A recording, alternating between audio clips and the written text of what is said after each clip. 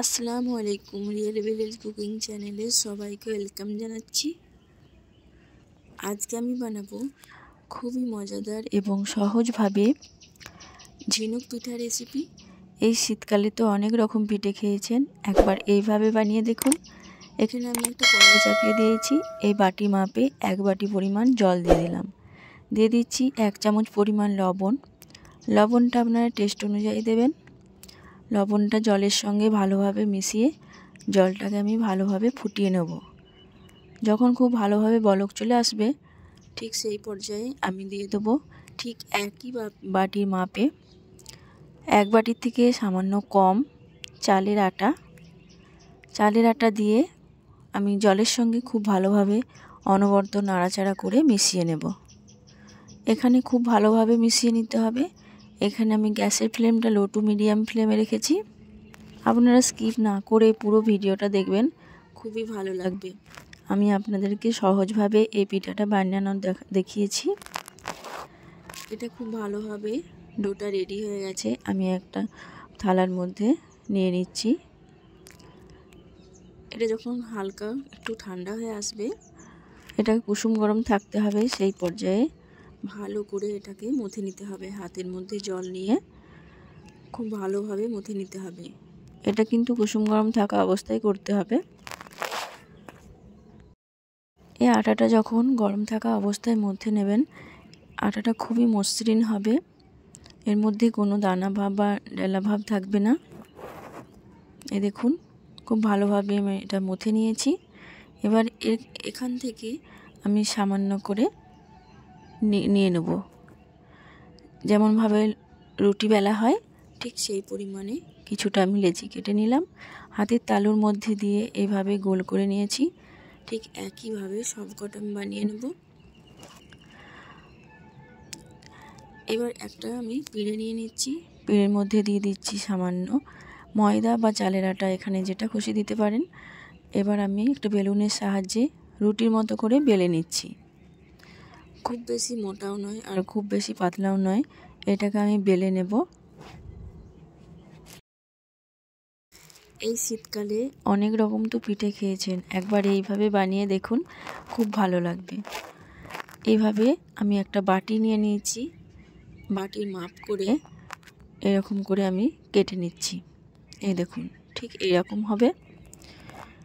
আমি এরকম একই মাপে সব কটা কেটে নেব।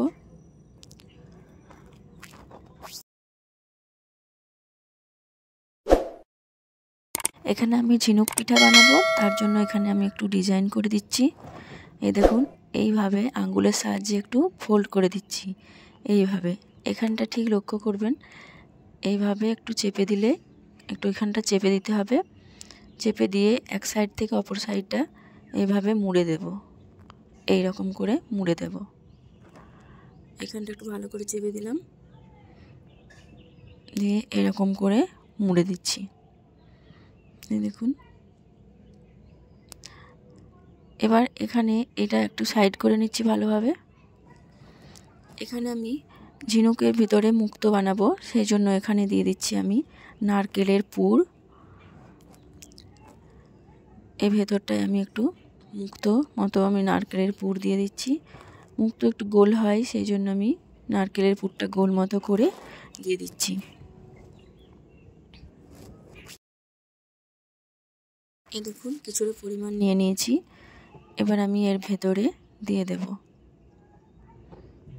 যে মাঝখানটায় আমি বসিয়ে দিলাম।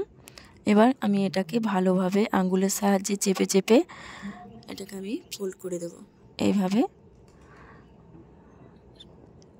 একটা ঝিনুক পিঠা রেডি হয়ে গেল। ঠিক একইভাবে আমি সব কটা পিঠা বানিয়ে নেব এরকম করে। এই দেখুন, আমি সব কটা পিঠা এখানে বানিয়ে নিয়েছি। এবার এগুলোকে আমি ভাপে পিঠাটা বানিয়ে নেব। এখানে নিয়ে নিয়েছি একটা পাত্র, এর মধ্যে জল নিয়েছি আর এরকম ছাঁকনি একটা নিয়েছি। এর ওপরেই আমি পিঠাগুলো বানাবো। একটা একটা করে পিঠা আমি এর মধ্যে দিয়ে দিচ্ছি। দেখুন, এগুলো স্টিমের মধ্যে হবে। এবার আমি এটা সব পিঠে দিয়ে এটাকে আমি ঢাকা দিয়ে রেখে দেব 5 থেকে 7 মিনিটের মতো। সব কটা পিঠা আমি একে একে দিয়ে দিলাম। 5 থেকে 7 মিনিটের মতো আমি এটাকে ঢাকা দিয়ে দিচ্ছি। 5 থেকে 7 মিনিট পর আমি ঢাকনাটা খুলব। এবার ঢাকনাটা খুলে নিচ্ছি। এই দেখুন খুব সুন্দরভাবে পিঠাগুলো স্টিম হয়ে গেছে। এই দেখুন প্রতিটা পিঠাই খুব ভালোভাবে হয়েছে। এবার আমি একটা প্লেটের মধ্যে প্রতিটা পিঠা সার্ভ করে নিচ্ছি। সঙ্গে নিয়ে নিচ্ছি খেজুরের গুড়। এই দেখুন, আপনারা তো অনেক রকম পিঠা খেয়েছেন, এইভাবে ঝিনুক পিঠা বানিয়ে দেখুন, খুবই ভালো লাগবে। এই ঝিনুক পিঠা আপনারা খেজুরের গুড় দিয়ে খেতে পারেন, খেতে খুবই ভালো লাগবে।